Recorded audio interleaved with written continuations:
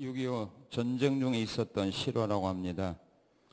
한 만삭이 된 어머니가 아기를 낳기 위해 어떤 집을 찾아가던 중이었습니다. 그 어머니는 그만 그 집을 다 가지 못하고 길에서 진통을 하기 시작을 했습니다. 가진 것이 아무것도 없었던 어머니는 어느 다리 밑에 겨우 자리를 잡고 그 다리 밑에서 아이를 분만하게 되었습니다. 추운 겨울 아무도 도와줄 사람이 없는 가운데 어머니는 모든 것을 혼자 처리하고는 아기가 춥지 않도록 자기 옷을 모두 벗어서 아기를 감싸 주었습니다.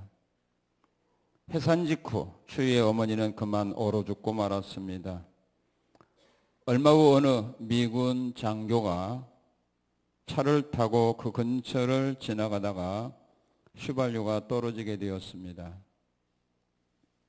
그는 부대로 연락을 취해놓고 차에서 내려 그 부근을 거닐면서 기다리고 있었습니다. 그런데 그때 어디선가 아이 울음소리 같은 소리가 들려왔습니다.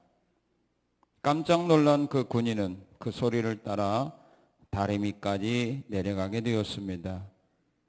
거기서 그 군인은 기가 막힌 장면을 목격하게 되었습니다. 어머니는 벌거벗은 채 얼어 죽어 있었고 어머니의 옷에 둘러싸인 갓난아이가 추위 속에 울고 있었던 것입니다. 내가 여기서 기름이 떨어진 것이 어쩌면 하나님께서 이 아이를 살리기 위한 것인지도 모르겠다는 생각이 들어서 군인은 그 아이를 데려다가 양자로 삼아 잘 키웠습니다. 그 아들은 미국에서 훌륭하게 성장하게 되었습니다. 늘 자신의 출생에 대해서 알고 싶어하던 그 아들은 어느 날 자기를 키워준 아버지로부터 어머니에 대한 이야기를 듣게 되었습니다. 아들은 어머니의 무덤을 찾아 한국에까지 왔습니다. 그리고 어머니의 무덤을 찾은 그 아들은 어머니의 무덤 위에 자기의 옷을 벗어 덮으면서 울음을 터뜨렸습니다. 어머니 얼마나 추우셨습니까? 나를 살리기 위하여 어머니는 그런 희생을 치르셨군요. 저는 어머니의 그 아름다운 사랑을 벌거벗고 굶주린 사람들에게 예수님의 사랑을 전하며 살겠습니다 라고 다짐을 했습니다. 어머니의 거룩한 희생이 아들의 생명을 살리게 되었던 것입니다.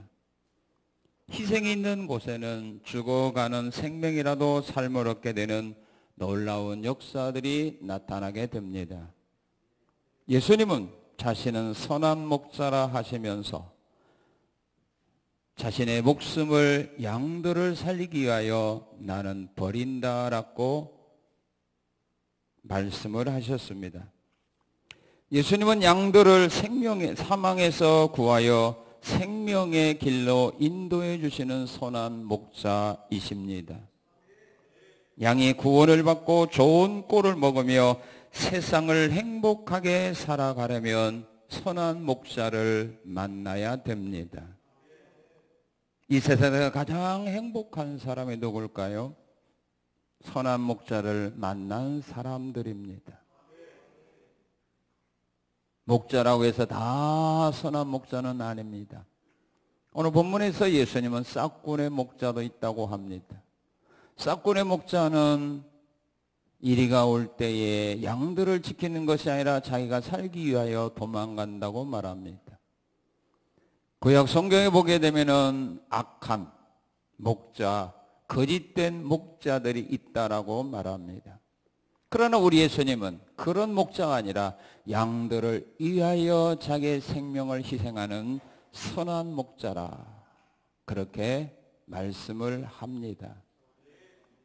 아무리 선한 목자라도 힘이 없으면 양들을 지킬 수 없습니다. 선한 목자라도 힘이 있어야 양들을 지켜주고 양들에게 필요한 것들을 제공해주고 위기에서 그들을 구원해낼 수 있습니다. 그러나 힘이 없으면 마음뿐이지 양들에게 아무런 도움을 줄 수도 없습니다. 그렇다면 우리의 선한 목자이신 예수님은 어떤 분인가를 알아야 합니다. 그분이 힘이 있는지 없는지를 우리가 알아야 합니다. 만약 힘이 없다면 여러분들이 살려면 떠나야 합니다. 힘없는 목자 밑에서 인도받고 보호받는 양은 생명 보장할 수 있는 길이 없습니다. 그러나 힘 있는 목자 밑에 있는 양이라면 걱정할 것은 없습니다. 우리의 선한 목자이신 예수님이 내가 믿고 의지하고 따라갈 만한 그런 힘이 있는지 없는지를 우리가 먼저 알아야 됩니다.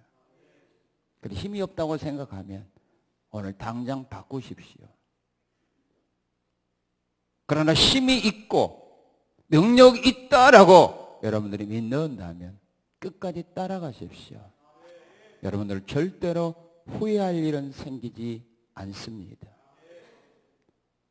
자, 오늘 선한 목자이신 예수님은 자기가 어떤 분인가를 오늘 우리에게 소개해 줍니다. 나는 이런 자다. 선한 목자이신 예수님 어떤 분인가? 우리 17절, 우리 18절 말씀 한번 같이 읽겠습니다. 내가 내 목숨을 버리는 것은 그것을 내가 다시 얻기 위함이니 이로 말미암아 아버지께서 나를 사랑하시느니라. 이를 내게서 빼앗는 자가 있는 것이 아니라 내가 스스로 버리노라. 나는 버릴 권세도 있고 다시 얻을 권세도 있으니 이 계명은 내 아버지에게서 받았노라 하시니라. 우리 예수님은 목숨을 버릴 수도 있고 다시 얻을 수도 있는 그런 분입니다. 믿습니까? 여러분도 그렇죠? 버릴 수는 있어도, 그죠? 죽을 수는 있어도, 자살할 수는 있어도 살릴 수는 없죠? 한 사람밖에 없네. 나머지 분들은 다 그런 권세가 있는군요. 버릴 수도 있고 다시 얻을 수도 있고. 그런데 뭐 죽음 때문에 고민하고 걱정해요. 죽으면 살지. 우리 예수님은 버릴 수도 있고 다시 얻을 수도 있고 죽을 수도 있고 스스로 자기 살릴 수도 있고 이렇게 능력 있는 그 주님이 바로 나의 선한 목자라 그 말입니다. 요한복음 2장 19절 20절에서 우리의 22절에서 예수님 그런 말씀을 합니다. 이 성전을 헐라 내가 사흘 만에 다시 세우리라 라고 말할 때에 그 주님의 말씀의 뜻을 이해하지 못했던 유대인들은 그렇게 말합니다. 이 성전 46년 동안에 우리가 세웠는데 어떻게 46년 동안 세운 성전을 사흘 만에 다시 세울 수 있단 말인가 라고 비웃었습니다. 그러나 주님은 자기 성전된 육체를 비유적으로 표현했던 것입니다. 너희가 나를 죽여라. 그러면 내가 사흘 만에 다시 살리라. 우리 주님은 바로 이런 능력의 주님입니다. 자기 생명을 버리기도 하고 자기 생명을 스스로 살릴 수 있는 그 능력의 주님이 우리의 생명도 살려줄 수 있다 그 말입니다. 그리고 우리 주님은 우리 하나님 아버지의 뜻을 가장 잘 알고 계시는 분입니다. 오늘 보면 15절 한번 같이 읽겠습니다. 아버지께서 나를 아시고 내가 아버지를 아는 것 같으니 나는 양을 위하여 목숨을 버리노라. 하나님이 나를 아는 것처럼 나도 하나님을 안다 그 말입니다. 하나님을 가장 잘 아시는 분입니다. 오늘 우리는 하나님의 뜻을 제대로 알지 못하여 하나님의 뜻을 알기 위하여 우리가 기도할 때가 많습니다. 하나님이 원하는 뜻이 뭔가를 몰라서 우리는 성경을 통하여 하나님의 뜻을 알려고 관심을 가지고 성경을 읽게 되고 듣게 되고 또한 묵상하게 됩니다. 그런데 우리 예수님은 하나님의 뜻 너무 잘 압니다. 그래서 우리 예수님은 하나님의 뜻을 너무 잘 알기 때문에 하나님이 원하는 길을 걸어갔습니다. 하나님이 원하는 일만 했습니다. 그런데 오늘 우리는 하나님의 뜻대로 살기로 했네라고 찬양을 부르면서도 우리의 삶 속에서 행하는 것들을 보면 하나님의 뜻과 전혀 반대된 것들을 그래 너무 많이 행하고 있다 그 말입니다. 그래서 나중에서 잘못을 깨닫고 회개하죠. 아, 내가 잘못했구나. 내가 하나님의 뜻을 버리고 내가 원하는 길로 걸어왔구나. 그런데 우리 예수님은 하나님의 뜻을 잘 압니다. 요한복음 6장 40절에서 예수님 그런 말씀을 합니다. 내 아버지의 뜻은 아들을 보고 믿는 자마다 영생을 얻는 이것이니 내가 마지막 날에 이를 다시 살릴 거다. 하나님의 뜻이 뭐냐? 나를 보고 믿는 자, 내가 마지막 날에 그를 책임지고 살려주는 거다. 그럼 우리는 우리의 부활에 대해서 염려, 걱정할 거 하나도 없습니다. 왜? 예수님이 책임지고 살려주게 되어 있습니다. 나를 믿는 자 영생을 얻는 거고, 영생을 얻는 그날 마지막 날에 내가 살리는 거, 이것이 바로 하나님의 뜻이다. 그게 하나님의 뜻이에요. 그래서 그 뜻을 주님은 알고 있습니다. 자기를 믿고 따라오던 사람들이 죽게 되면 마지막 날 주님이 심판하는 날, 이 세상 죄이 많은 날 그들을 살린다는 거, 이것이 바로 아버지의 뜻이에요. 아버지의 뜻이기 때문에 예수님은 거절할 수가 없는 겁니다. 여러분들이 예수님 마음에 만약 안 듣는다, 들지 않는다 할지라도 그 아버지의 뜻이기 때문에 여러분들을 살릴 수밖에 없습니다.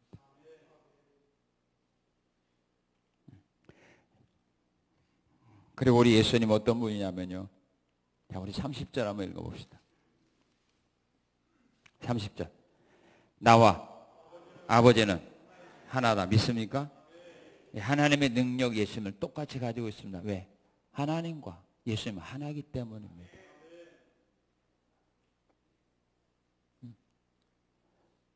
이사야 선지자는 이사야 9장 6절에서 예수님이 태어나기 전에 앞으로 태어날 예수님에 대해서 이렇게 예언했습니다.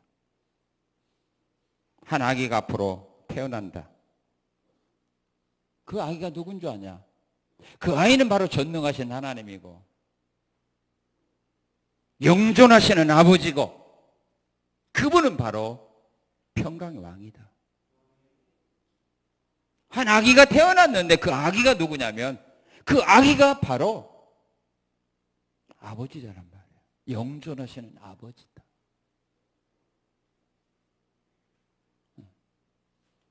아들이라고 말해야 되는데 그는 영원하신 아버지의 아들이다 이렇게 말해야 되는데 이사야는 그가 바로 하나님의 아버지다. 영존하시는 아버지고 평강의 왕이고 예수가 바로 아버지예요. 그래서 예수님 말하는 겁니다. 아버지와 나는 하나다. 여러분들이 자녀와 같이 식사하는데 아들이 딱 일어나서 아버지, 나 아버지한테 할 말이 있어요. 뭐냐? 아버지와 나는 하나요. 그럼 뭐예요? 우리 아들 착해 그래요? 버릇없이 어디서 그따위 잘못된 거 배워서 그래요. 부부는 하나라고 말하지만 자녀 아버지하고는 하나가 아니에요. 그런데 예수님은 하나라고 말했어요. 왜? 삼위일체니까. 그러니까 우리가 이 삼위일체 하나님을 인정하지 않으면 이런 성경에서 우리가 어떻게 합니까?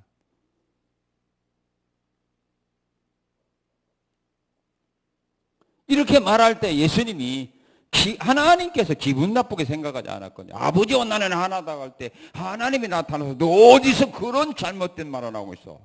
하나님 그렇게 하지 않았습니다. 왜? 그 말이 맞으니까.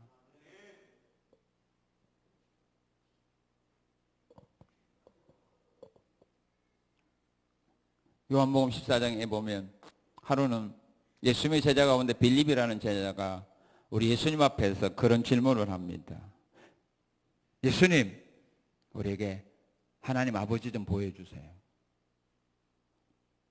그럴 때 우리 예수님이 하신 말씀, 나를 본 자는 아버지를 보았거든 어찌 보이라 하느냐. 내가 아버지 안에, 아버지가 내 안에 계신 것을 너희가 알지 못하냐. 나를 본 자는 아버지를 보았는데 어찌하여 나로 하여금 너희로 하여금 나로 하여금 아버지를 보이나 하느냐. 내가 아버지 안에, 아버지가 내 안에 계시느니라. 예수님은 하나님과 하나라 그 말입니다. 예수님이 곧 아버지고 아버지가 곧 예수님이라 이 말이 하나님이라 그 말입니다.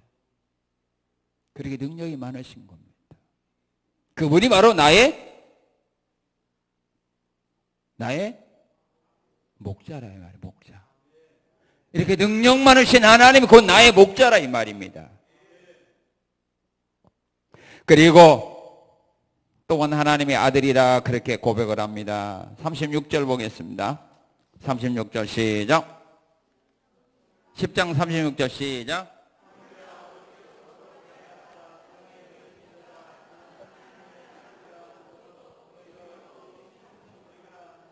예, 너희가 어찌하여 내가 하나님의 아들이라 하는 것으로 나로 하여금 신성 모독한다 이렇게 말할 수 있느냐 이 말입니다. 하나님의 아들이라 그렇게 말합니다. 마태복음 3장 17절에 보면 예수님이 세례 요한에게 세례받고 요단강에서 올라올 때 하늘이 열리며 하나님 말씀했죠. 이는 내 사랑하는 아들이다. 마태복음 14장에 보게 되면 제자들이 풍랑이 일어나 죽음의 위기의 공포 속에 있을 때 주님이 오셔서 풍랑을 잔잔하게 하고 그들을 인도할 때에 제자들이 예수님께 절하며 고백한 말이 있습니다. 진실로 하나님의 아들입니다. 베드로 사도가 너희는 나를 누구로 아느냐? 저는 그리스도시요 살아계신 하나님의 아들입니다. 예수님의 십자가에 못 박아 죽이는데 총책임자였던 로마의 백부장이 예수님의 죽으심을 보고 마지막 고백한 말이 무슨 말입니까? 이는 진실로 하나님의 아들이었도다. 이는 진실로 하나님의 아들이었다. 십자가에 사형집행하는 총책임자였던 백부장이 주님의 죽음을 보고 고백한 말입니다. 이는 진실로 하나님의 아들이었다. 마가복음 3장 11절에 보게 되면 귀신들이 도망가면서 예수님 앞에 한 말입니다. 엎드려 절하면서 귀신이 떠나가면서 한 말이 무슨 말입니까? 당신은 하나님의 아들입니다. 귀신도 예수님이 하나님의 아들이라고 고백했습니다. 믿음의 사람만이 아니라 악한 사람도 불신자도 귀신도 예수님을 하나님의 아들이라 이렇게 고백했습니다. 그런데 잘났다고 하는 사람들, 많은 걸 알고 있다고 하는 그런 사람들이 하나님을, 예수님을 하나님의 아들이라 고백하지 못하는 거 보면 얼마나 어리석은 겁니까? 지혜가 뭡니까? 지혜의 근본이 뭡니까? 하나님을 아는 거라고 말합니다. 그러므로 여러분들은 하나님을 알거든요. 제일 똑똑하고 제일 지혜로운 사람입니다. 제일 무식하고 바보가 누군 줄 말합니까? 하나님을 모르는 사람입니다. 그래서 시편 14편 1편에서 말하죠. 어리석은 자들은 말하기를 하나님이 없다 하느니라. 박사라도요, 박박사라도요, 하나님이 없다라고 하는 사람은 어리석기 때문입니다. 하나님을 아는 것이 최고의 지혜와 지식의 근본입니다.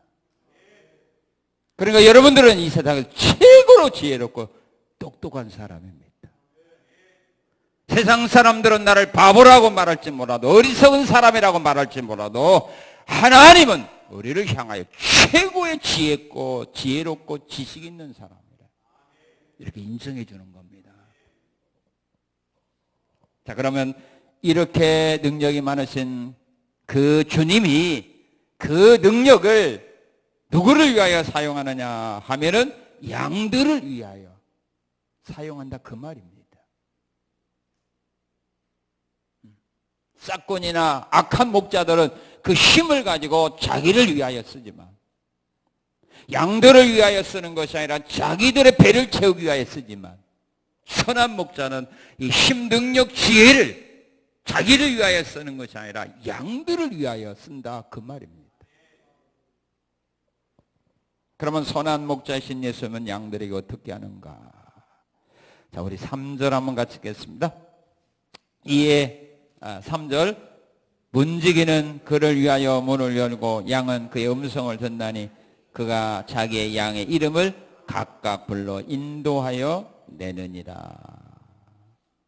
자, 우리 14절 한번 가시겠습니다. 나는 선한 목자라. 나는 내 양을 알고 양도 나를 아는 것이 15절 아버지께서 나를 아시고 내가 아버지를 아는 것 같다. 이렇게 말합니다. 선한 목자이신 예수님은 양들의 이름을 어떻게 알아요? 각각 합니다. 단체가 아닙니다. 각각입니다.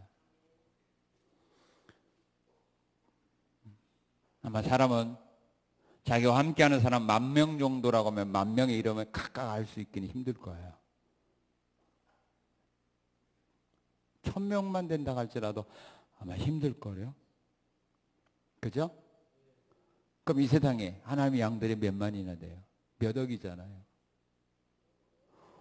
각각 다 한대. 그럼 여러분들 이름도 알까요? 모를까? 그래, 알아요. 그러니까 걱정하지 마세요. 모르면 구원 못 받아요. 각각 알아서 그들을 구원해내는데, 각각 아는데, 주님이 나를 아는데, 주님이 양들을 아는데 어떻게 안다? 하나님이 나를 아는 것처럼, 내가 하나님을 아는 것처럼 내가 양들을 안다 그 말이에요. 하나님이 예수님을 알고 예수님이 하나님을 아는 것처럼 예수님이 나를 안다 이거야. 이름만 아는 거 아닙니다. 이름만 알아줘도 얼마나 감사하고 황공한 일입니까? 근데 하나님이 예수님을 하고 예수님을 하나님을 아는 것처럼 나를 안다.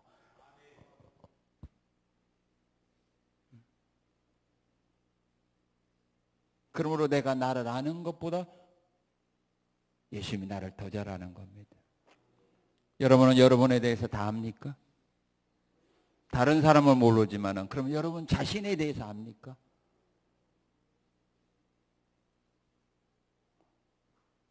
내 자신도 다 몰라요. 그 사람들이 내가 왜 이러지? 내가 왜 이러지? 왜 이러기는 왜 그래요? 몰라서 그러지.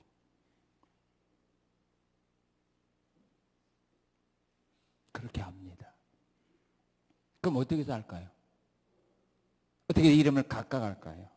그 이유는 어린 양의 생명책에 여러분의 이름이 기록되어 있기 때문입니다. 믿습니까?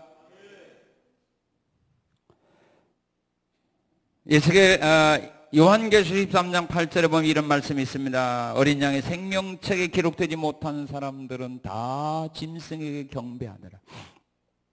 어린 양의 생명책에 기록되지 못한 사람들은 다 짐승에게 경배하더라.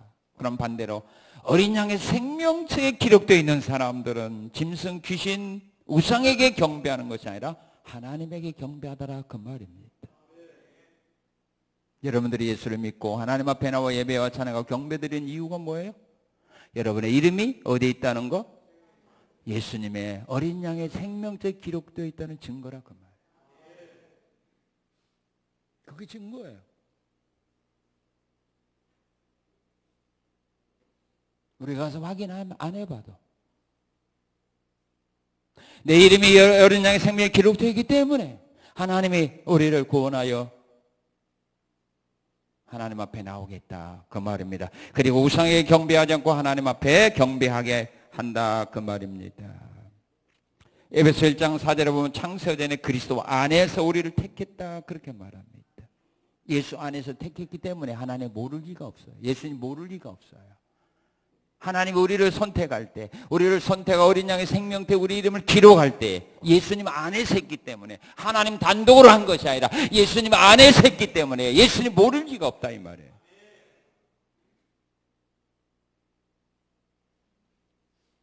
그럼 왜 어린 양의 생명태에 기록되어 있는 우리의 이름을 왜 알고 있을까? 무엇 때문에 기억하고 있을까? 이유는 그들의 이름을 불러서 사명을 주기 위해서 우리의 이름을 알고 있습니다. 그 성경에 보면은 언제나 하나님은 일꾼들을 불러서 일 시킬 때 왜 이름을 불러죠? 요나야, 너 일어나 니느웨로 가라. 학개야, 모세야, 너 애굽으로 가라. 엘리야야 너가 사합을 만나라. 에레미야야 가서 이 말을 선포하라. 에스겔아 다니엘아 이사야야 말라기야 바울아 베드로야 다 이름을 아는 이유가 뭐예요? 이름을 불러서 그들에게 사명을 주기 위해서 우리의 이름을 알고 있습니다. 그리고 우리의 이름을 불러서 인도해 주기 위해서 알고 있습니다. 우리 3절 읽겠습니다. 문지기는 그를 위하여 문을 열고 양은 음성을 듣나니 그가 자기 양의 이름을 각각 불러서 어디요? 어떻게 해요? 인도한다. 우리 16절 읽어봅시다. 또 이 우리의 들지 아니한 다른 양들이 내게 있어 내가 인도하여야 할 터이니 그들도 내 음성을 듣고 한 무리가 되어 한 목자에게 있으리라. 이 우리의 들지 아니한 다른 양들도 있어. 그 말이 뭡니까? 이 우리 아직 교회 안에 나오지 아니한 교회 밖에 있는 하나님의 양들 아직도 있어요. 그들을 우리 안으로 인도해야 된다 그 말이에요. 그러면 이번 행복축제 바로 우리는 우리 안에 들지 아니한 양들을 우리는 하나님 우리 안으로 인도하는 일이 바로 전도라 그 말이에요. 그러면 이 일을 위하여 누가 일할까요? 목자신 주님이 일하는 일에 우리는 심부름할 뿐이다 그 말이에요. 여러분들이 가서 그들에게 복음을 전하고 초청할 때 주님의 양이라면 그 음성을 듣고 나오도록 주님이 역사한다 이 말이에요. 다 오는 거 아니거든요. 전한다고 다 오는 거 아니거든요. 온다 할지라도 주님의 양이 아닌 사람은 온다 할지라도 예수 믿지는 않아요. 그냥 가요. 그러나 주님의 양은 음성을 듣고 따르게 되어 있어요. 그런데 우리는 그들이 주님의 양인지 아닌지 우리는 모르죠. 그러니까 모든 사람이 하나님의 양인 줄로 믿는 믿음을 가지고 그들에게 접근하고 그들을 초청하는 거예요. 그런데 주님의 음성을 듣는 양은 누구냐? 생명책에 기록되어 있는 사람만. 그 음성을 듣고 믿고 따르게 되었다 이 말이에요. 이 우리의 들지 아니한 양들도 내가 어떻게 해야 돼요? 인도해야 될 책임이 있다 이 말이에요.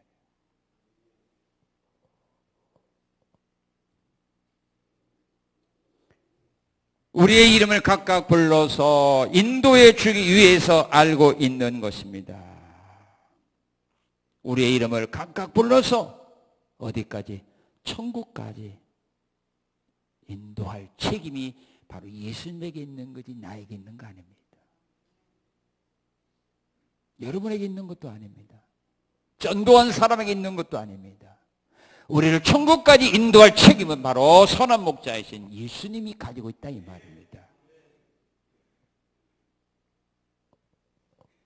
그러면 이번 행복축제 이 우리의 들지 아니한 사람들이 선한 목자이신 예수님의 음성을 듣고 따라갈 수 있는 이 일에 우리는 수종들 뿐입니다. 자, 그리고 선한 목자이신 예수님은 양들에게 어떻게 하는가 하면은 양들에게 필요한 것이 무엇인가를 알고 그들에게 필요한 것들을 다 은혜로 줍니다. 양들에게 필요한 거 뭐가 주님은 다 알아요. 그럼 알고 그만두는 것이 아니라 그들에게 필요한 것을 채워줍니다. 그런 능력이 있습니다. 힘이 있으니까. 무엇을 채워주느냐? 우리 10절 봅시다. 10절 시작.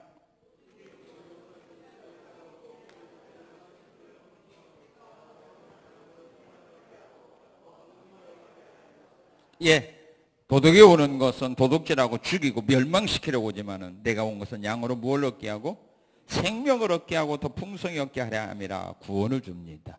선한 목자는 양들에게 구원을 줍니다. 28절에 보게 되면 내가 그들에게 영생을 주노니 영원히 멸망하지 아니할 것이요. 그랬습니다. 선한 목자는 양들에게 생명을 줍니다. 위기를 만날 때 구원을 줍니다. 다윗은 선한 목자이기 때문에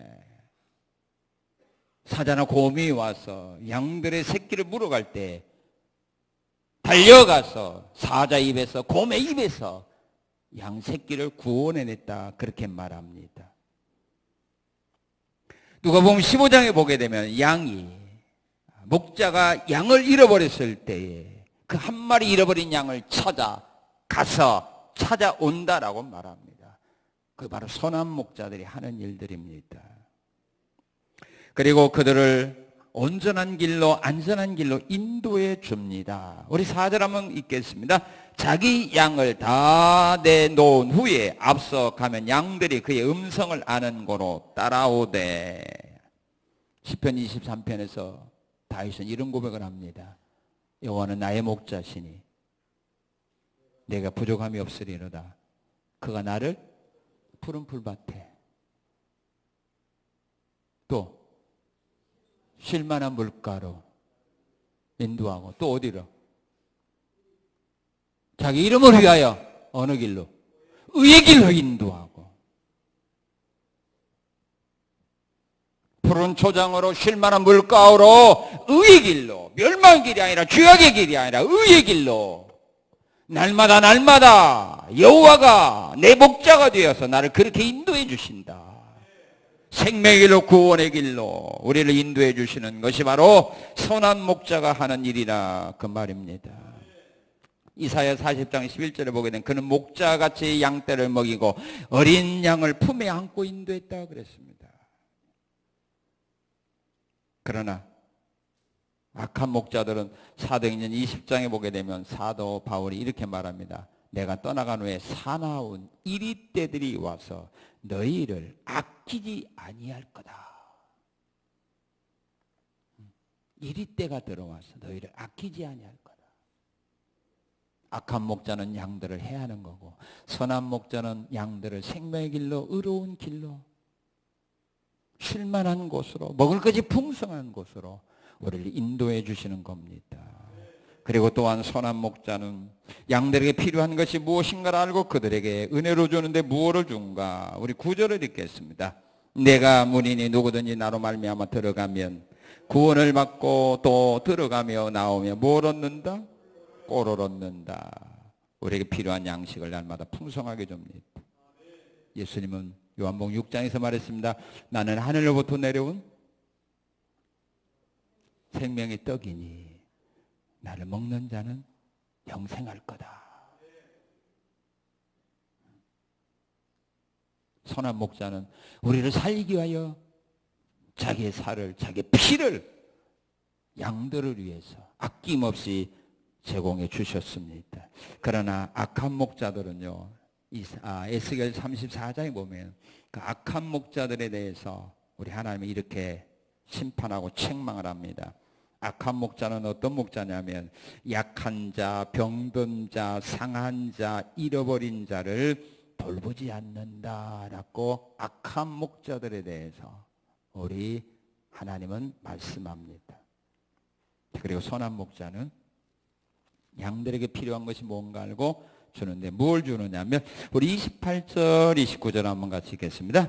내가 그들에게 영생을 주노니 그들이 영원히 멸망하지 아니할 것이요 또 그들을 내 손에서 빼앗을 자가 없느니라. 그들을 주신 내 아버지는 만물보다 크심에 아무도 아버지의 손에서 빼앗을 수 없느니라. 끝까지 우리를 보호해 주겠다 이 말이야. 내 손에서 빼앗을 수 있는 자는 이 세상에 아무도 없다. 하나님이 내게 주신 양들 내가 끝까지 책임지고 그들을 생명의 길로 천국으로 내가 인도할 거다. 그래서 다윗은 시편 23편 4절에 이런 고백을 하죠. 내가 사망의 음침한 골짜기로 헤맬지라도 주께서 나와 함께 하신다. 주의 지팡이와 막대기로 나를 안위하신다. 내가 아무리 위험한 상황에 처한다 할지라도 그곳에 있다 할지라도 나의 선한 목자 주님은 나와 함께하고 그곳에서 나를 지켜주고 보호하고 인도해 줄 거다. 누가 내 손에서 빼앗을 수 있느냐? 아무도 없는 겁니다. 예수님의 손에서 우리를 빼앗아 가려면 예수님보다 강한 자만 가능합니다. 예수님보다 약한 자는 1000명, 10,000명이 다양해도 이겨낼 수 없습니다. 빼앗을 수 없습니다. 그런데 이 땅에 예수님보다 강한 자 누가 있습니까? 없지 않습니까? 그분이 바로 하나님인데.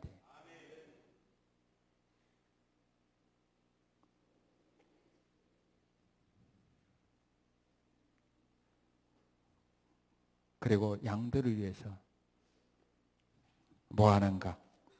우리 11절 봅시다. 나는 선한 목자라. 선한 목자는 양들을 위하여 목숨을 버린다. 15절. 아버지께서 나를 아시고 내가 아버지를 아는 것 같으니 나는 양을 위하여 목숨을 버린다. 선한 목자는요, 양들을 위해서 목숨을 버립니다. 자기가 살기 위해서 양들을 잡아먹는 것이 아니라 양들을 살리기 위해서 자기의 목숨을 버리는 자, 이게 바로 선한 목자입니다. 그러면 왜 양들을 위해서 목숨을 버릴까요? 양들의 죄 문제를 해결하기 위해서 버리는 겁니다. 양들의 죄 문제를 해결할 방법이 없습니다. 그 방법을 위해서 예수님이 양들 대신 피 흘려 죽는 겁니다. 그래서 주님은 이 땅에 오신 목적을 이렇게 말합니다. 내가 온 것은 섬김을 받으러 온 것이 아니라 도리어 섬기라고 자기의 목숨을 많은 사람들의 대속물로 주려고 내가 왔다. 양들을 살리기 위해 자기의 생명을 대신 버리는 자, 이게 바로 선한 목자입니다. 그리고 양들을 저주받는 삶 속에서 구원해 주는 위하여 희생하는 겁니다. 양들이 저주받고 양들이 고통 아픔 속에 살아가는 그것을, 그 속에서 그들을 구원해내기 주기 위하여 주님이 대신 희생하는 겁니다. 그래서 이사야 53장 4절 5절에 보게 되면 예수님이 우리의 질고를 지고 주님이 대신 슬픔을 당했고 우리의 허물 때문에 예수님이 찔림을 당했고 우리의 죄악 때문에 예수님이 대신 상함을 당했고 우리의 질병 때문에 예수님이 대신 채찍에 맞았다. 주님을 슬퍼할 일이나 상함을 받을 일이나 또한 찔릴 일이나 매맞을 일이 주님은 없어요. 그런데 그 모든 것이 뭐냐? 우리의 질고 질병 또한 우리의 허물, 죄악, 이것 때문에 주님이 대신 찔림을 당했고 매를 맞았고 슬픔을 당했다, 그 말입니다.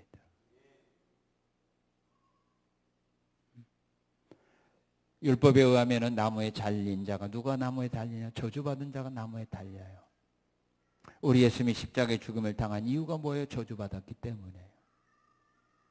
그러면 주님이 저주받을 일을 행했습니까? 아닙니다. 우리를 저주 가운데서 구원해 주기 위하여. 그래서 주님이 내가 받을 저주를 주님이 대신 받았다, 그 말입니다. 그러면 왜 우리를 저주 가운데서 왜 구원해 주시기 위하여 그런 저주를 대신 받았을까요? 갈라기 3장 13절 14절에 보게 되면 저주받는 우리를 저주 가운데서 구원하사 아브라함의 복을 받는 삶을 살게 하기 위하여 우리를 구원해 준 겁니다. 그러므로 우리는 저주의 대상이 아닙니다. 왜? 내가 받을 모든 저주는 주님이 대신 다 받았어요. 그리고 저주받는 삶 속에서 우리는 이미 구원해 주셨어요.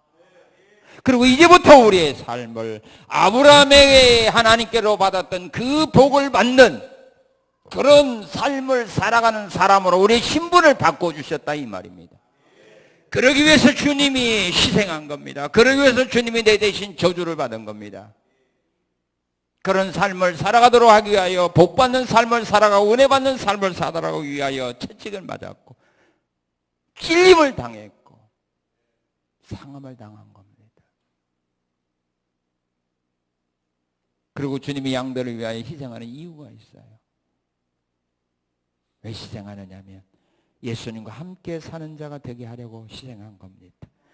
사일전 5장 10절에 보게 되면 이렇게 말합니다. 예수님께서 우리를 위하여 죽으시다. 우리로 하여금 깨어있든지 자든지 자기와 함께 살게 하려 하셨느니라. 주님이 우리를 위하여 죽으신 이유가 뭐냐? 우리로 하여금 깨어있든지 자든지 자기와 함께 살게 하려 합니다. 항상 주님과 같이 사는 자가 되게 하기 위해서 주님이 우리 대신 죽었다 그 말이에요. 그래서 사도 바울은 이렇게 로마 교인들에게 말하죠. 우리는 사나 죽으나 그리스도 것이다. 죽어도 주를 위하여 살고 살아도 주를 위하여 살고 먹어도 주를 위하여 먹고 굶어도 주를 위하여 굶고 사나 죽으나 우리는 주의 것이로다. 주님이 여러분과 같이 지내고 싶어서 양들과 주님이 평생 함께 사는 삶을 살고 싶어서 양이 죽어야 될 그 모든 죽음을 주님이 대신 담당하고 죽었다 그 말입니다. 그래서 항상 같이 있게 하기 위하여. 그래서 주님이 약속했죠. 내가 세상 끝날까지 너희와 항상 함께 할 거다. 누구한테 약속한 겁니까? 제자들에게, 예수를 믿는 사람들에게. 이 약속은 지금도 유효합니다. 자, 그렇다면 양들은 선한 목자신 예수님께 어떻게 해야 될까요? 선한 목자가 양들을 위하여 나에게 이런 은혜와 사랑과 자비를 베풀어 주었는데 그 은혜 받은 우리가 이제 목자한테 할 일이 있어요. 어떻게 해야 될까요? 이것만 잘하면 돼요. 뭐 해야 되느냐? 목자의 음성을 알고 분별할 줄 알아야 됩니다. 자, 우리 4절 읽겠습니다. 시작.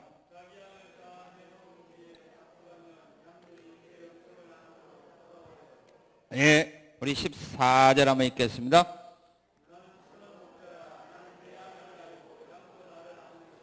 예, 우리 16절.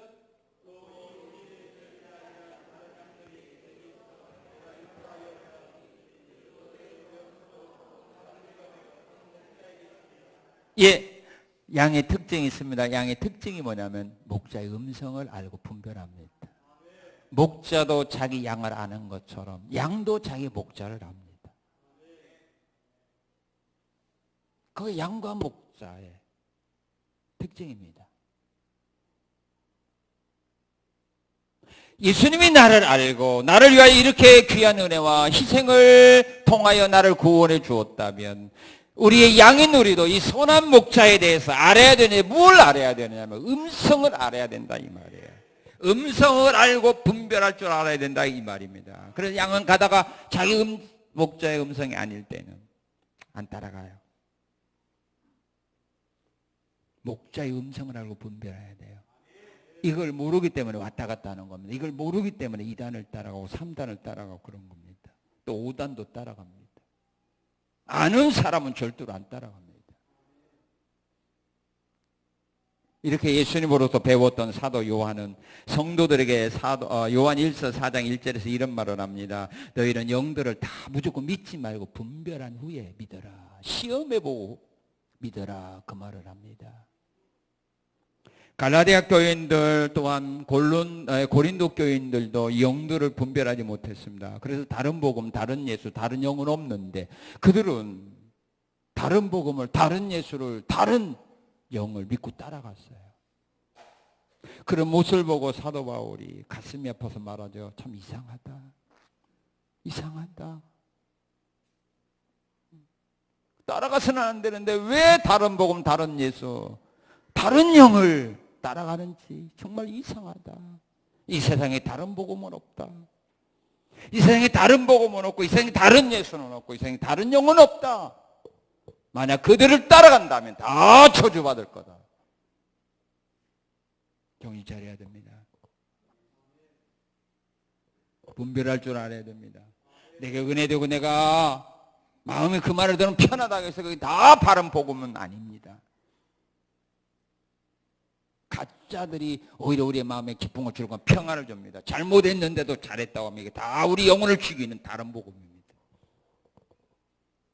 정말 우리의 생명을 살리는 복음이라면 우리의 잘못한 일에 대하여 죄악에 대해서는 하나님은 심판을 얘기합니다. 죄를 지적합니다. 회개를 요구하고 징계를 요구하지 잘못했는데 덮어두지 않습니다. 잘못했는데 하나님 은혜와 사랑과 복이 임할 거다라고 말하지 않습니다. 이게 다 다른 복음입니다. 싹군의 목자들이 우리에게 주는, 우리 영혼을 죽이려고 하는 잘못된 음성이지 우리 영혼을 살리는 생명의 음성은 아닌 겁니다. 양은 목자의 음성을 분별할 줄 알아요. 이 말씀이 정말로 하나님이 주시는 말씀이 내 영혼을 살리기 위하여 주는 말씀인지 아니면 멸망의 길로 미혹하기 위하여 주는 말씀인지 분별할 줄 알아야 돼요. 그 말만 들으면 마음이 평안하고 기쁘고 즐겁고 행복해? 이게 다 선한 목자의 음성이라고 볼 수는 없어요. 예레미야에서 에스겔서에 보게 되면 범죄하여 하나님 이스라엘 민족들의 심판을 준비하고 있는데 싹군들이 가서 말하죠. 너에게 평강이 있을 거다. 이 무서운 환난과 징계는 너에게 임하지 않을 거다. 그러면 그 말을 듣는 성도들은 백성 얼마나 마음이 평안하고 얼마나 은혜가 넘치겠어요. 그런데 에스겔이나 예레미야 선지자 나와서 그들의 잘못을 심판하고 하나님 무서운 징계가 임할 것을 말하죠. 하나님의 이 나라를 심판할 거다. 바벨론 나라를 통하여 멸망시킬 거다. 너희가 포로가 되어 끌려갈 거다. 이 말을 하니까 사람들이, 백성들이 기분 나빠서 감옥에 가지고 죽이려고 하죠. 선한 목자의 음성, 양들은 분별할 줄 알아요. 그리고 선한 목자의 뒤만 따라간다고 말합니다. 자, 우리 4절 다시 한번 읽겠습니다. 자기 양을 내놓은 후에 앞서 가면 양들이 그의 음성을 아는 거로 그 뒤만 따라가요. 그 뒤만 따라가요. 음성 있는 그것만 따라가요. 27절 한번 읽겠습니다. 27절. 내 양은 내 음성을 들으며 나는 그들을 알며 그들은 누구를 따라가요? 나를 따라온다. 음성이 있는 곳만 따라가요. 그렇다면 오늘 우리가 그의 음성이 어떤 음성입니까? 선한 목자의 음성이 어떤 음성입니까? 내가 기도할 때 들려오는 음성입니까? 아니에요. 성경이에요. 신구약 성경. 믿습니까? 이 말씀이 있는 곳은 어디라도 따라가면 안전해요. 그 길밖에 없어요.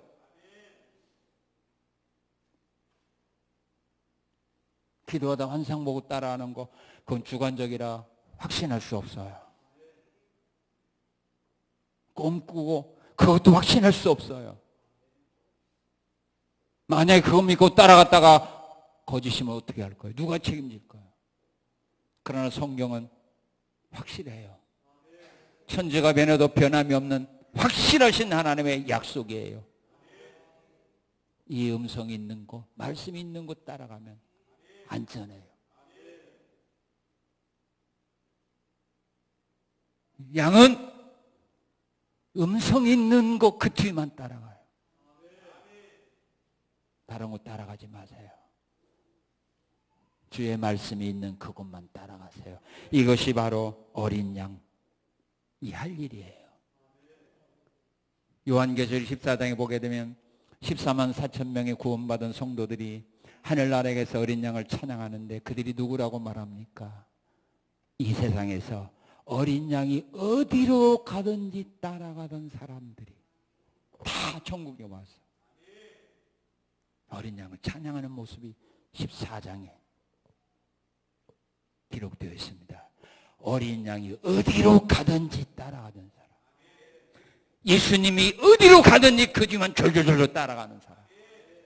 하나님의 말씀이라면 어디를 가든지 어떤 환경이라도 그 어디를 졸졸졸 따라가는 사람이 양이라 이 말이에요. 근데 그 뒤를 안 따라가는 사람은 예수님 양이 아니니까 안 따라가요.